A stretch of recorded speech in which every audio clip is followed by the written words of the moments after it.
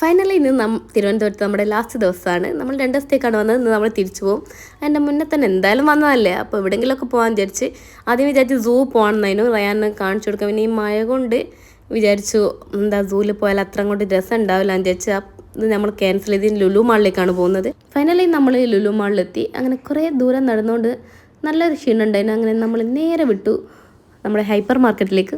അങ്ങനെ നമ്മൾ നേരെ ലുലു പോയി റയാന് 2 ജ്യൂസൊക്കെ വാങ്ങിക്കൊടുത്ത് ഒക്കെ നമ്മൾ ഫുഡ് കഴിക്കാൻ വിചാരിച്ചു. ഫുഡ് എന്തൊക്കെ കുറച്ച് ഐറ്റംസൊക്കെ വാങ്ങി നമ്മൾ ഫുഡ് കോർട്ടിൽ പോയി.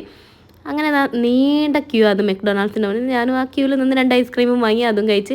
ഇനിയുള്ള നമ്മുടെ സമയം നീക്കൽ പരിപാടിയാണ്. ട്രെയിനിനെ സമയമാകുമ്പോൾ അങ്ങോട്ട് പോകാൻ വിചാരിച്ച് ഇനിയുള്ള തള്ളി നീക്കലാണ്. പക്ഷേ റയാന് കച്ചറ കളിക്കുന്നതുകൊണ്ട് ഫുൾ എക്സ്പ്ലോർ ചെയ്യാനായിട്ടില്ല. അപ്പോൾ ഞാനൊരു സ്ഥലത്തവിടെ പോയിരുന്നു.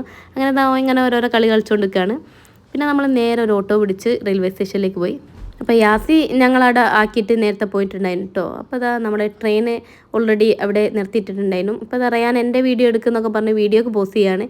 അങ്ങനെ നമ്മളെത്തുമ്പോൾ അധികം ആരും എത്തിയിട്ടില്ലായിരുന്നു. അതുകൊണ്ട് നല്ലോണം സീറ്റ് തന്നെ കിട്ടി. അപ്പോൾ അത് നമ്മൾ ട്രെയിൻ എടുത്ത് എന്നാലും നല്ലൊരു വ്യൂ കണ്ടിട്ട് ഞാൻ വീഡിയോ എടുത്താണ്. പിന്നെ എൻ്റെ കയ്യിലൊരു ബുക്ക് ഉണ്ടായിരുന്നു.